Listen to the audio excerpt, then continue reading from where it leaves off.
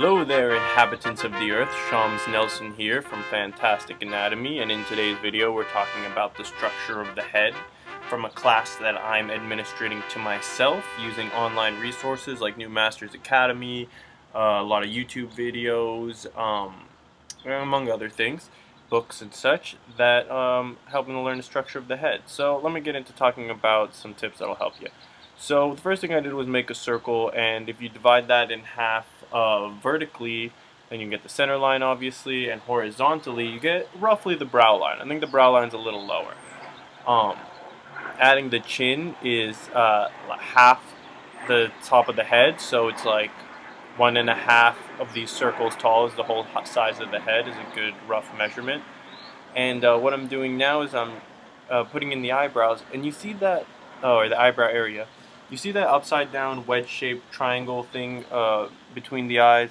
That is a great shape to help you plot out the center of the face and start putting this thing together. And the nose is, I found out you can do an upside down cross shape and then connect the dots, and that'll give you a really good indication of a very stereotypical, nose. It's a good way to start practicing drawing the nose in 3D. You'll see me do the nose. I'm also going to do the face from side view, like profile, 3/4, and the back 3/4, so you can get a good idea of the structure of the head. And this video is sped up a little bit. So I like this under the lip. There's this like indentation, and you'll see it better in other angles. But a lot of this face that I'm coming up with is from this plaster cast that I have, and I'm drawing it right now from memory. I'm not doing the greatest job. It's kind of part of my test. At the end of each one of these chapters I give myself is to draw out, to do a video of what I learned. So the planes of taking the face from a gesture, which I did a video on, which is basically like putting it in space, and probably constitutes the circle and the chin and maybe a couple of construction lines of the brow that I made. After that, you really kind of, or I think that the next step is to find the planes, figure out all the planes of the face. Here I just want to point out that the skull is bigger in the back than the face is in the front, so behind the ears you'll see a little bit of the skull, and that really makes a huge difference. If you don't put that little skull behind the ears, your face will look off, and it'll subtle, but it makes a big difference. So yeah, finding the planes of the face is super important, and people have different planes. The faces vary quite drastically actually, but the basic structure. That's why you can't just use the basic structure. Like, I couldn't start every drawing of every face using this kind of plaster cast, the planes of this plaster cast guy's face. Not every face has those kind of things. It wouldn't suit them very well, and I have to do a lot of resculpting to get it to look like another person's face. So you use the shapes that work for you. Here I'm showing this Adam's apple area. I found it was a very interesting shape, very easy to draw, but it's skinnier and taller at the top and wider and flatter at the bottom. I don't know how to explain that, that's why I just drew it out so you get an idea. But it's a really easy shape that helps you represent that area. I used to have a lot of trouble with that, and that shape was helping me out a lot. Yeah, and I also like these upside down triangles just under the eyes. They're the kind of like the front of the face, and for some reason they really like putting those in also from like 3/4 and other views helps cement that. I don't know, just it's a nice shape.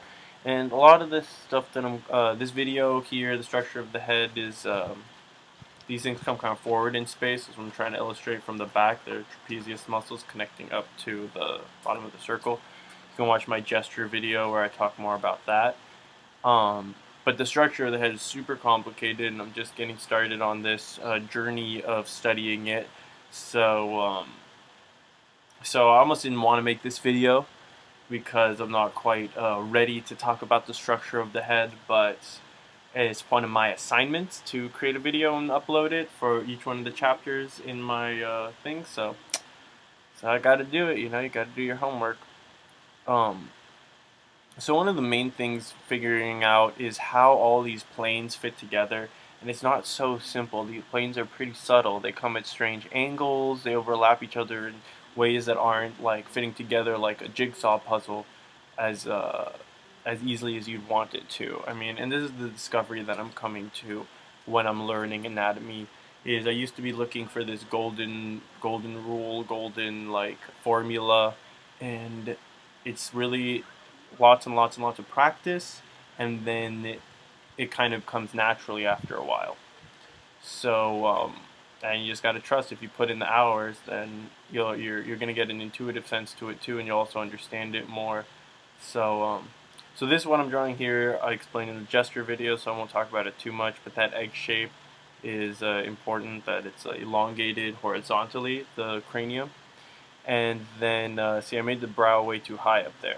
Brow line kind of lines up, the nose lines up to the top and bottom of the ear, basically. And I make a lot of mistakes on this profile, and then I fix them.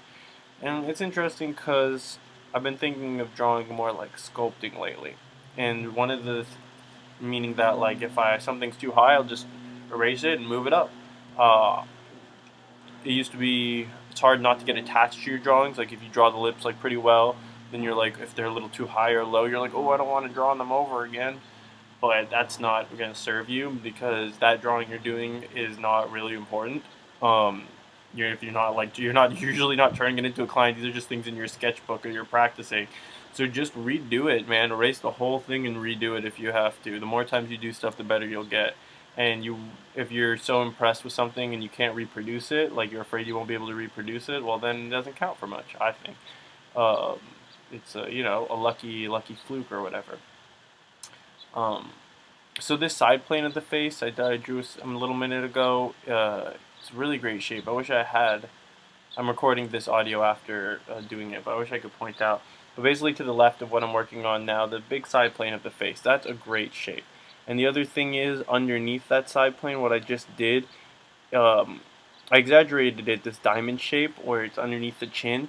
But that diamond shape is really nice to show that and give the head like a thickness, to give it like some voluminous feel.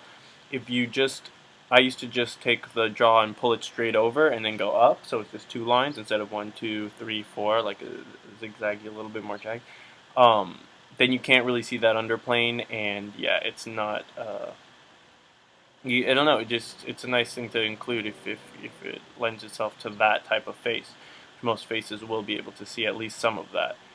I also like including the roundness of that eyeball and this plaster cast. The eyeball just sticks out like bulging, and I think it's a little exaggerated, but it's really nice for showing that shape.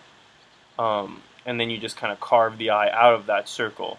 I find that I get a lot more successful looking eyes when I draw the bulb and then carve out the eye rather than just drawing the little eye on its own. Unless I'm going for something more stylized or whatever. But if I'm trying to build something that feels like voluminous, see, there's that little shelf underneath the bottom lip. It's nice you can just cut that across and then stick the chin out under there, and it'll give you a good feel of that form.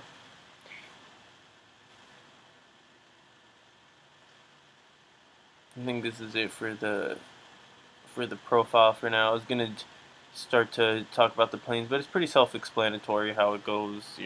How it's a circle basically, and I don't think I need to spend time like breaking up the planes of the face or anything like that. It's not gonna help you guys too much. So now I'm gonna do the 3/4 view, and with 3/4, drop that center line down, connect it over to the sides. And I always use that rough gesture. And here it's interesting. I tried to go into a more blocky shape without plotting out the gesture first, and you'll see that I fail. And this is a good lesson to be learned, because a lot of times I'm like, yeah, I got it. Let me just draw it out. And no, see, I made it way too high. I needed the brow line to be there, which means the eye line has to be in the center of the face. I think it's still a little too high. And this really speaks to getting the gesture really solid and plotting out where the eye level is, where the brow level is, nose level, mouth, before going in there. See, I'm making this thing too small. I like this little idea of putting a little square at the end to get, and then making this wedge triangle shape for the nose. been very helpful. It's hard to explain, but I learned this technique from, where did I learn this? I don't recall. Making the eyes nice and bulbous, and keeping them on the same line. I guess this one's tilting slightly upwards to the right. It's important to keep those all parallel. Really, for drawing the head, you're going to get more tips probably out of my gesture of the head videos. Those are the best tips that have helped me, and the structure of the head, to learn that, I think it just takes time and practice. Like, keep drawing it over and over and over. This plaster cast head is pretty cool that I have. It shows the planes, but I think there are other ways you can do it. It's nice to draw from life, I have to admit, because I can rotate it just ever so slightly and draw that 5 times, and rotate a little bit and draw that 5 times, and it helps me get a full 3-dimensional feel. You see these triangles under the eyes? Yeah. They kind of like create a line. They follow that same slightly upward line. I messed up on the right a little bit, but I don't know. You can see how that kind of shows the cheekbones sitting strongly in there, but sunk in a little bit. It's farther back from the mouth. Oh, and I should have emphasized that more. The mouth has an almost, it's like a round area. I'm gonna do, now that I've finished structure of the head for my curriculum for this anatomy class that I'm giving myself, I have to do each feature individually. So there's going to be beyond the eye, the nose, the mouth, ears, and then probably at the end of the class I'm going to have to come and either redo this video or do a new video based on the structure of the head once I understand these other forms and how they lay in, because they too are part of the structure of the head. But I guess now I'm going for the very basic forms, just how they lay in and not the details of each one, which is what I'm going to learn soon. So so yeah, what can I say about, being very sketchy and stuff? I have to remember that one of the